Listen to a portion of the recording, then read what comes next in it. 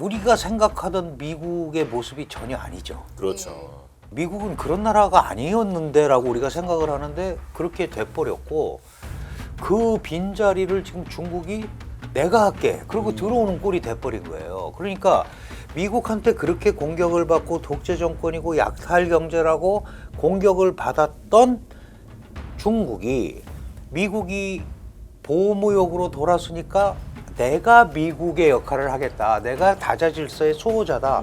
이러고 가니까 다른 나라들은 헷갈리는 거죠. 예. 이거 어떻게 해야 될지.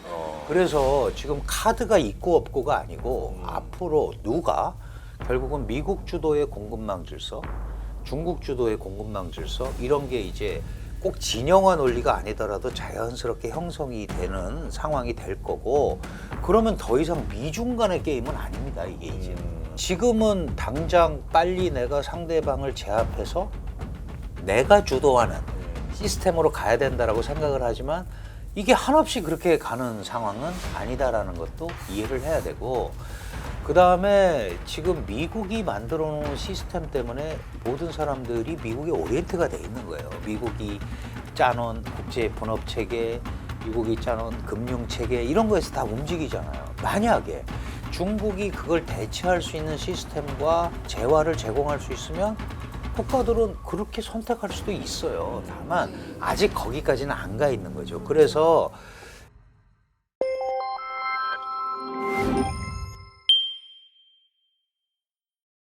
저는 일단 궁금한 게 일단 한미 정상회담 그 결과에 대해서는 그 전체적으로 평가하신다면 어떻게 보십니까? 그 사실 기준점이 너무 높았잖아요. 예. 3,500억 불을 일단 해놓고 시작을 하려니까 우리가 이제 공간이 좀 별로 없었죠.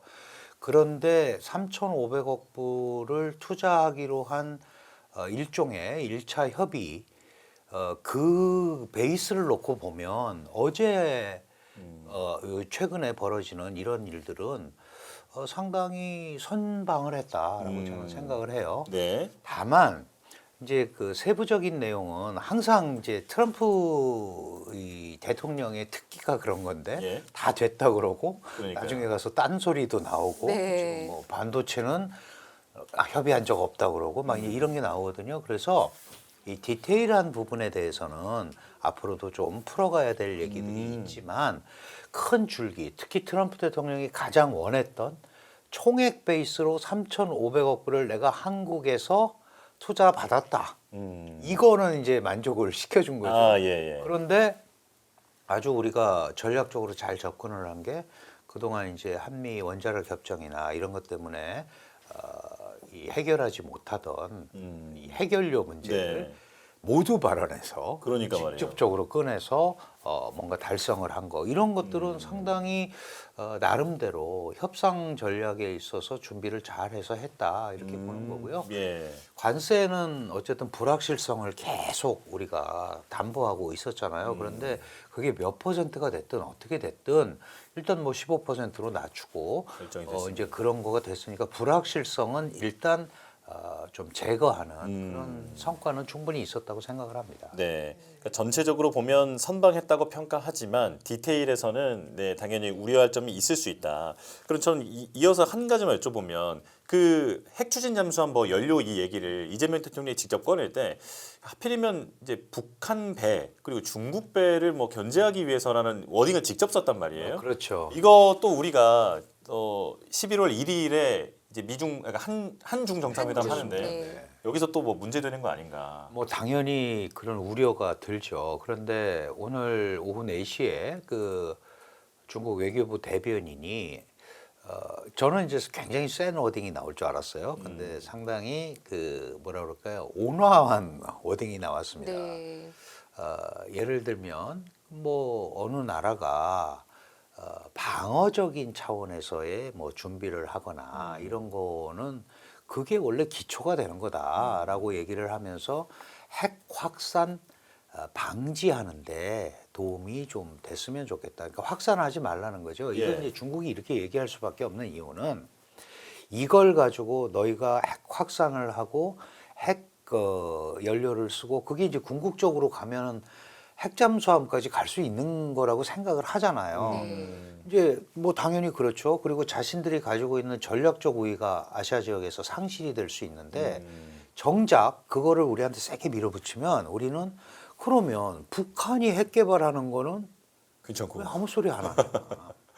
이제 이렇게 되는 거예요. 네. 그러다 보니까 중국도 곤궁해요. 그 부분에 대해서 예. 얘기하기가.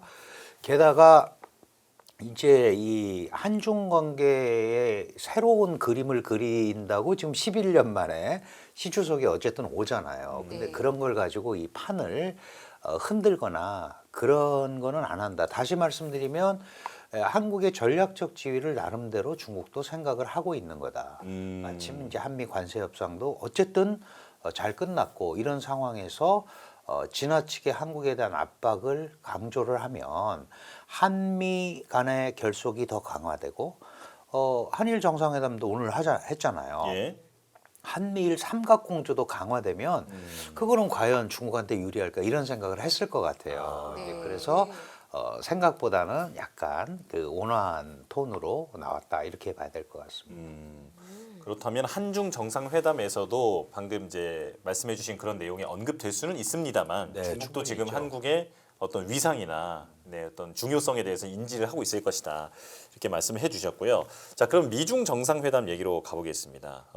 그런데 이제 대부분이 예상한 것처럼 한 발씩 물러나는 식으로 협상이 된 것 같아요. 그런데 그 시진핑 주석과 트럼프 대통령의 표정이랄까, 혹은 어떤 서로를 대하는 태도를 봤을 때.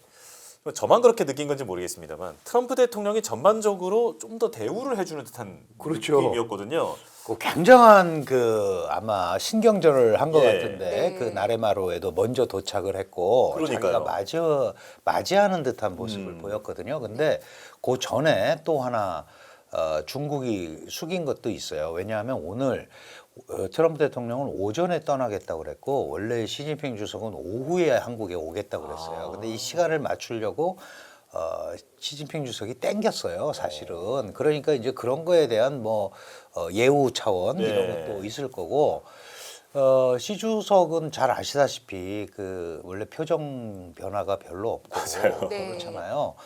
뭐 이렇게 미소도 잘 띄우지 않고 그런 거에 비하면 오늘은 그래도 어느 정도 그림을 그리고 온 거지 않습니까? 네. 그러니까 적어도 둘이 판을 깨려고 온 건 아니기 때문에 잘 그 마무리를 했고 특히 끝났을 때는 시 주석의 얼굴이 훨씬 더 안정돼 보이고 더 미소를 많이 띄었다라는 점에서 어쨌든 정상회담이 제일 중요한 거는 정상 간의 케미거든요. 예. 네. 그런 점에서 나름대로 뭔가를 뭐 구체적으로 얼마나 어떻게 만족한지는 모르겠으나 제가 그런 표현을 썼어요. 둘이 다 비기러 온 거다. 비기러 왔다. 누구를 이기려고 온 게 아니고 네. 비기러 왔다. 그러면 요거를 안정적으로 하면서 한 발씩 물러나서 적어도 전 세계적으로 더 이상 이 판을 깨지 않겠다라는 메시지를 발출을 하는 거죠. 이런 데 대해서 이게 지도국이라면 사실 그런 것도 필요하잖아요. 이제 그런 쪽으로 보면 나름대로 자기들이 계산한 형태의 그 성과들은 얻은 게 아닌가 이렇게 볼 수 있습니다. 사실 트럼프가 발언을 굉장히 강하게 하기도 했고 그러다가 또 조금 약간 꼬리를 내리기도 하고 그러니까요. 뭐 중국도 마찬가지로 지금 양쪽 다 팽팽하게 왔다 갔다 하고 있는데 약간 이렇게 서로 이제는 더 이상 싸워봐야 우리가 더 심하게 싸워봐야 득이 될 거 없다 이렇게 판단했다라는 말씀 같은데요. 네, 그렇게 해도 당연히 되죠. 왜냐하면 이제 승자 없는 전쟁이라는 말을 우리가 일반적으로 하잖아요. 이게 이렇게 계속 가면은 문제가 생길 수 있다. 왜냐하면 미국에서도 트럼프 대통령이 관세 정책을 펼치면 관세 수입이 들어오고 우리 제조업이 부활이 돼서 많은 사람들한테 혜택이 돌아갈 거다라고 얘기를 했는데 장기적으로는 그럴지도 모르죠. 그러나 지금 당장 우선 나타나는 거는 미국의 이 소위 민생이 위협받는 그러니까 좀 저소득층이 지갑을 먼저 열고 당하는 네. 이런 현상이 벌어지잖아요. 네. 그 중국은 그걸 알고 있으니까 핀셋 공격을 한 거예요. 대표적인 게 대두.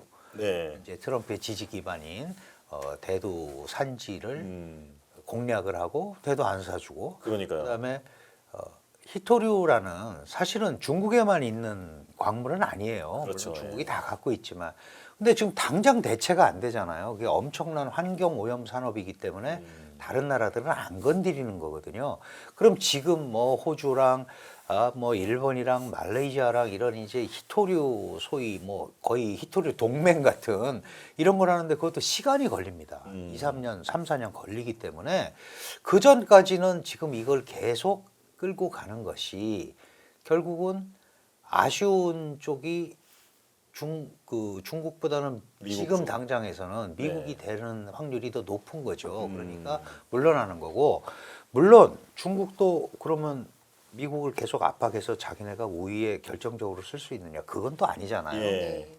왜냐하면 중국은 아시다시피 제조업 국가입니다. 제조업이라는 거는 물건을 만들어서 팔아야 되는 거예요. 예. 안 팔면은 재고로 쌓이고 야적장에 그냥 컨테이너 야적장에 쌓여 있어야 되고, 그러면은 그런 물건이 쌓여 있는데 기업이 물건을 생산할 수 없잖아요. 그러면 고용이 악화되게 되고, 그렇죠. 고용이 악화되면 급여를 받는 급여 생활자가 없어지잖아요. 그러면 가처분 소득이 없는 거죠. 소비를 하기 위해서. 네. 그러면 기업 투자도 안 일어나는 거예요. 네. 이런 이제 큰 틀에서 보면 중국도 이걸 계속 이렇게 가면 안 되겠다라는 생각을 당연히 하는 거죠. 그래서 그런 점에서 접합점이 마침 요 에이펙을 계기로 이루어졌다. 이렇게 봐야 될 것 같습니다. 그러면 저는 잘 생각해 보면 미국은 중국에게 보여준 카드가 여러 개가 있는 것 같거든요. 대표적으로 보면 칩 수출을 막는다든지 AI 소프트웨어에 관련해서도 막는다든지, 그러니까 여러 가지 카드를 보여준 것 같은데 중국은 기억나는 카드가 사실 히토류밖에 없는 것 같아요. 그렇습니다. 그게 워낙 막강해서 지금 이 카드만으로도 이 정도의 효과를 거뒀다라고 평가를 받고 있는데, 말씀해 주신 대로 2, 3년 안에 어떤 대체 공급처를 찾는다든지 그렇게 되면 중국의 이런 협상력이 좀 약화될 건 아니겠습니까? 네. 다른 카드는 또 뭐가 있을까요? 근데 그거가 이제 협상력이 약화되려면 미국이 스스로 생각하는 대로 그런 제조업이나 이런 데 발전이 이루어져야 되거든요. 근데 그거는 아무도 담보를 할 수가 없어요. 네. 지금 트럼프 대통령이 EU, 일본, 한국 이런 데랑 하면서 제조업을 부활시키려고 하는 결정적인 이유가 미국인들을 많이 취업시켜서 이걸 돌아가는 경제를 만들려고 하는 거잖아요. 그런데 지금 자세히 보시면 알래스카 개수전에 투입해라. 네. 뭐 이제 이런 식이니까 이게 민생하고는 또 조금 거리가 있어요. 그런데다가 예전에 트럼프 대통령이 일기 때 중국을 공격했을 때는 중국 하나만 공격했어요. 예. 근데 지금 2기 들어서고 나서 올해 1월 20일 취임하고 4월 달에 보면 전 세계를 대상으로 지금 관세 전쟁을 하고 있는 거거든요. 네. 그러다 보니까 생필품 이런 것도 조달이 안 되는 거예요. 그리고 가장 강력한 우방이라고 하는 멕시코와 캐나다마저 관세를 30%, 35%씩 이렇게 좀 때리고 있거든요. 네. 그러면 결국 관세가 간다는 거는 1차적으로 그게 제조상이 관세를 부담하는 게 아니고 수입상이 부담하고, 수입상이 부담한 제품은 소비자한테 1차적으로 전가되는 게 맞는 거죠. 네. 이제 지금까지는 기업들이 재고도 활용하고 그런 그 소위 불리한 상황을 안 만들기 위해서 버텼는데 이게 계속되면 버틸 수가 없는 거예요. 예. 그래서 둘 다 급하긴 마찬가지다. 아. 그래서 어떤 사람들이 그러잖아요. 숨 참기 게임을 한다. 서로 이렇게 하고 누가 고개 먼저 드는지. 이해가 쉽네요. 예. 그러니까 그런 거예요. 그러다가 이게는 이제 더 이상 이렇게 가면 미국은 미국대로, 중국은 중국대로 어렵다. 사실 카드라는 거는 만들기 나름이거든요. 예. 만들기 나름인데 지금 트럼프 대통령 같은 경우는 우군을 너무 많이 잃었어요. 그러니까 우리가 생각하던 미국의 모습이 전혀 아니죠. 그렇죠.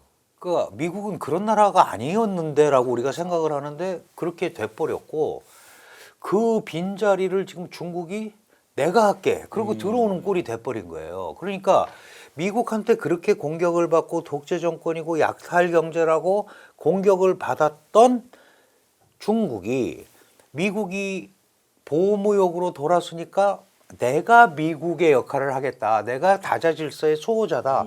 이러고 가니까 다른 나라들은 헷갈리는 거죠. 예. 이거 어떻게 해야 될지. 그래서 지금 카드가 있고 없고가 아니고 앞으로 누가 결국은 미국 주도의 공급망 질서, 중국 주도의 공급망 질서 이런 게 이제 꼭 진영화 논리가 아니더라도 자연스럽게 형성이 되는 상황이 될 거고 그러면 더 이상 미중 간의 게임은 아닙니다. 이게 이제는. 그런 생각을 이 두 나라가 해야 돼요. 영원히 자기네가 그렇게 갈 수 있는 건 아니거든요. 지금은 당장 빨리 내가 상대방을 제압해서 내가 주도하는 시스템으로 가야 된다라고 생각을 하지만 이게 한없이 그렇게 가는 상황은 아니다라는 것도 이해를 해야 되고 그다음에 지금 미국이 만들어 놓은 시스템 때문에 모든 사람들이 미국에 오리엔트가 돼 있는 거예요. 미국이 짜놓은 국제 분업 체계, 미국이 짜놓은 금융 체계 이런 거에서 다 움직이잖아요. 만약에 중국이 그걸 대체할 수 있는 시스템과 재화를 제공할 수 있으면 국가들은 그렇게 선택할 수도 있어요. 다만 아직 거기까지는 안 가 있는 거죠. 그래서 이 국제 질서를 주도하려면 적어도 남들을 다 설득할 수 있는 시스템을 갖고 있어야 되는 거죠. 제가 이제 저는 뭐 중국을 공부하니까 중국이 가끔 그런 적이 있어요. 왜 미국한테 가서 그래? 우리한테 오면 훨씬 좋은데. 그런 일이 많이 벌어지잖아요. 네. 그러면 이제 저는 이렇게 얘기하죠.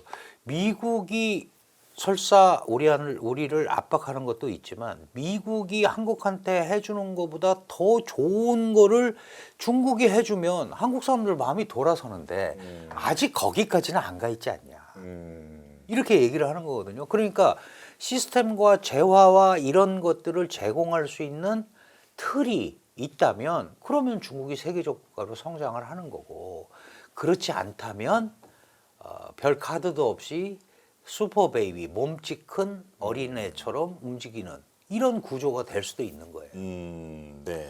근데 지금 제가 들으면서 이제 공감을 하면서도 듣지만 의구심도 많이 드는 게요. 제가 잘 모르는 분야이기도 한데 어떤 생각이 드냐면 지금 미국과 중국이 싸우면서 주변국들을 포섭하기보다는 별로 관심 없고 지금 둘이 싸우는 데만 혈안이 돼 있는 것처럼 보이고 그렇습니다. 특히나 미국은 웬만한 건 다 자급자족하겠다. 그러니까 중국이 협박할 수 있는 거는 히토리밖에 없는 게 아닌가.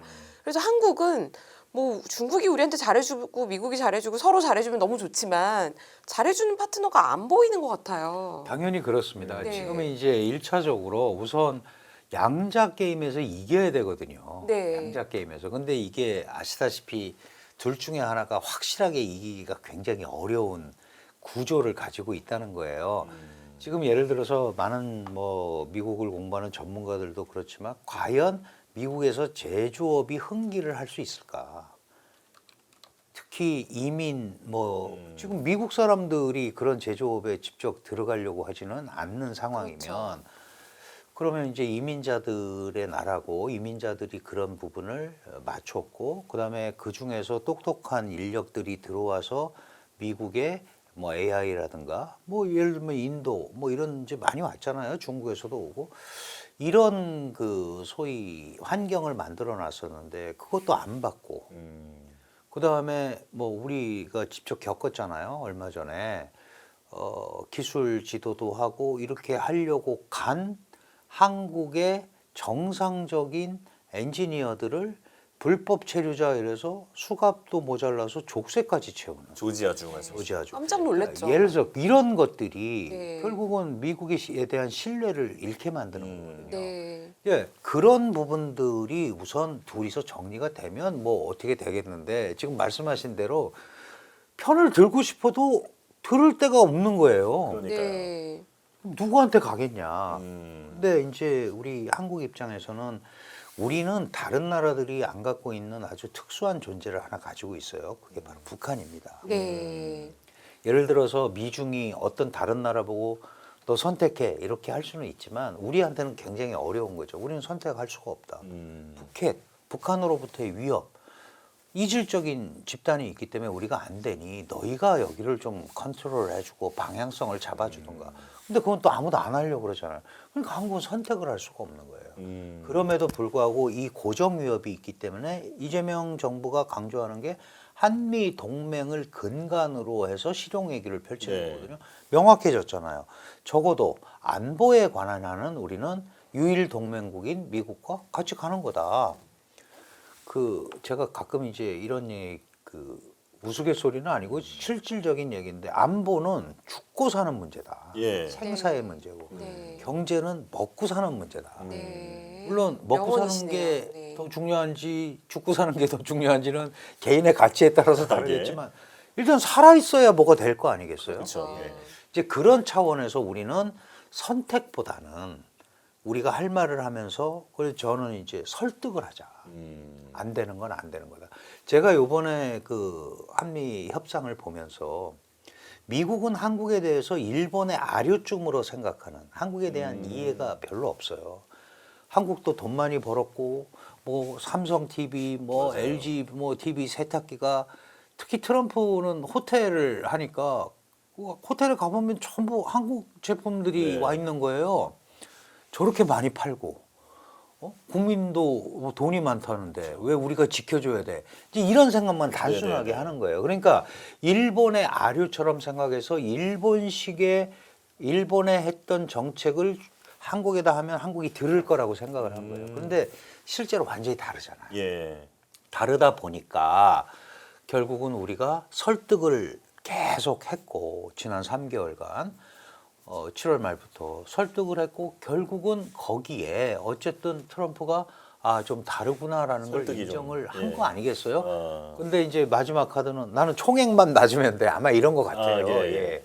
그러니까 그런 작업들이 계속 앞으로도 일어나야 된다. 이거는 미국한테만 할 일은 아니고 중국도 그렇게 생각할 거 아니에요. 중국도. 예. 한국은 미국 부하야. 미국이 하라는 대로 다 해. 음. 꼭 그런 게 아니다라는 거를 이런 정상회담이나 이런 데 통해서 얘기를 해줘야 된다. 안미 경중도 마찬가지고 핵잠수함도 마찬가지고 예. 특정국을 겨냥한 거 아니고 우리도 살아야 되지 않냐. 방어를 해야 되지 않냐. 그 차원이다라고 대통령이 얘기를 하셔야 된다 이거죠. 말씀을 들어보니까 미중 사이에서 뭐 우리가 그 선택권이 있는 상황이기도 하고 혹은 뭐 양쪽에서 다 핍박을 받는 그런 상황이기도 한데 긍정적으로 해석해 보면 우리가 선택권이 있다라고 보면 거기에 북한도 어떤 레버리지로 활용할 수 있는 그런 가능성이 충분히 있겠네요. 근데 너무 오랫동안 우리가 활용을 했어요. 근데 결과가 안 나오잖아요. 예. 그러니까 지금 같은 경우는 이제 보수 정부, 진보 정부 꼭 굳이 뭐 이렇게 따지자면 다 시도를 해봤습니다. 예를 들면 진보 정부일 때는 북한 끌어안기, 보수 정부일 때는 일종의 무시 전략이죠. 네. 전략적 인내라는 표현을 쓰면서 무시 전략을 했는데 결국은 어느 것도 성과를 거두지 못했고 지금은 이 소위 남북을 완전히 별개 국가로 인정을 북한이 하면서 이 소위 소통이 단절이 돼 있잖아요. 네. 그리고 이재명 정부는 그런 생각을 하는 거죠. 이거는 1대1로 잘 안 되니까. 그러니까 주변국들, 특히 미국이나 중국 같은 강국들이 좀 나서서 이 그림을 좀 그려줘야 한반도의 안정과 평화가 좀 유지될 거 아니냐. 이제 이런 쪽으로 좀 방향을 예. 잡고 있는 거거든요. 그러니까 우리는 할 수 없이 또 다양한 시도를 할 수밖에 없는 거예요. 근데 제일 큰 문제는 한반도에서 분란이 일어나거나 안정을 위해하는 행동이 일어나면 안 되니까 그런 위기 관리를 해야 되는데 우리 혼자 힘만으로 안 되니까 미국의 힘도 필요하고 네. 중국의 힘도 필요하다. 그러니까 이게 양다리 걸치기가 아니고 한국의 절박한 현실에서 택할 수밖에 없는 상태다. 교수님 그렇다면 지금 북한은 물론 공식적으로는 핵 보유국이 아닙니다만 사실상 핵 보유국으로 보고 있잖아요. 핵 보유국을 만끽하고 있죠. 예, 뭐 심지어는 이제 뭐 핵미사일이 50개가 있느니 60개가 있느니 이런 얘기가 나오고 있고 그리고 트럼프 대통령은 김정은을 끌어내기 위해서 핵 보유국의 지위를 인정하는 듯한 그런 발언까지도 하고 있는데 그걸 우리 측면에서는 어떻게 해야 한다고 보십니까? 그러니까 북한이 핵 보유국의 지위를 갖게 되는 것을 인정하고 우리가 그걸 이용해 볼 수 있을지 혹은 그거는 완전히 반대해야 할지. 예, 굉장히 어려운 얘기죠. 그러니까 핵은 대표적인 비대칭 무기고 우리는 안 갖고 있는데 상대가 갖고 있다. 만약에 그러니까요. 대치하는 상황에서 그러면 이걸 이제 누클리어 피스라고 그래요. 핵이 있는 평화. 핵이 있지만 안 쓰면 평화스러운 거 아니냐. 북한의 논리입니다. 유엔 안보리 상임이사국이 핵 다 갖고 있지만 안 쓰니까 세상이 평화스러운 거 아니야. 핵이 터진 거는 일본 히로시마 나가사키에 원자폭탄 터진 거밖에 없어요. 나머지는 뭐 실험하고 그러는 거죠. 실제로 핵을 갖고 있는 국가들끼리는 싸우지 않는다. 이게 이제 공포의 균형이라는 표현을 쓰는데 그래서 이제 북한이 그걸 가지고 핵 보유국 지위를 얻으면 안전 보장이 된다라는 생각을 하는 겁니다. 지금 말씀하셨다시피 핵을 갖고 있는 나라는 안보리 상임이사국 5개에다가 인도, 파키스탄, 뭐 인도가 개발하니까 파키스탄이 또 개발했고 그 다음에 중동과 맞서고 있는 이스라엘 이 8개 나라 이걸 이제 우리가 핵 클럽이라고 네. 그래요. 네. 그리고 이제 북한이 9번째 자기가 핵 보유국이다라고 들어온 겁니다. 근데 트럼프 대통령이 그 누클리어 파워라는 표현을 쓰잖아요. 예. 그 실질적 핵 보유국이라는 뜻인데 원래 국제법적으로 핵 보유국은 누클리어 웨폰 스테이트입니다. 아. 핵 무기 보유국. 네. 근데 그냥 뭐 비슷한 개념으로 쓰이지만 솔트 오브 뉴클리어 파워 네, 이렇게 그러니까 얘기하더라고요. 일종의 네. 뭐 핵 보유국. 그러니까 사실은 어느 정도 인정을 하는 거죠. 그건 끌어내기 위한 전략일 수도 있죠. 거기에는 내가 제재 카드도 조금 낮춰줄 수도 네. 있고 이제 이런 얘기를 하면서 끌어내는데 궁극적으로는 한미 정상회담에서도 확인이 됐지만 기본적으로 뭐예요? 한반도 비핵화입니다. 네. 그 부분에 대해서 북한이 받기가 어려운 거죠. 그러니까 이번에도 트럼프 대통령을 만나면 그 얘기하면 뭔가 얘기를 해야 되는데 저기는 이미 핵 보유국이고 핵 얘기하면 나 안 만난다라고 얘기했으니까 만나기도 되게 어렵고 또 여기 지금 시진핑 중국 국가주석이 와 있는데 얼마 전에 뭐 양국 관계 복원했다고 그랬는데 여기 와가지고 떨렁 중국의 허락도 없이 만나요? 그거 쉽지 않습니다. 그게 왜냐하면 이제 국제 전략에서 움직이는 거니까 예. 그래서 이번에는 당연히 불발될 가능성이 무지무지하게 높았던 거고 그게 이제 지금 북한의 고민이기도 하죠. 우리 측면에서는 그러면 이제 북한을 레버리지로 활용할 만한 기회가 충분히 많이 있었음에도 지금까지 살리지 못했던 것이 현실이고 네. 근데 당연히 앞으로도 유효한 카드인 건 맞는 거네요. 당연히 그렇죠. 예. 왜냐하면 이 한반도잖아요. 이 한반도에 남북한이 있는 거예요. 그러니까 결국은 누가 다른 사람이 해결하고 이러기가 굉장히 어려운 겁니다. 그러니까 우리가 해 나가야 되는데 지금은 일단 우리와 얘기를 안 하려고 하니까 이제 주변국의 도움을 받는 그런 시스템인 거죠. 네, 알겠습니다. 자, 여기까지 말씀 듣겠습니다. 강준영 한국외대 국제지역대학원 교수와 함께했습니다. 고맙습니다. 감사합니다. 감사합니다.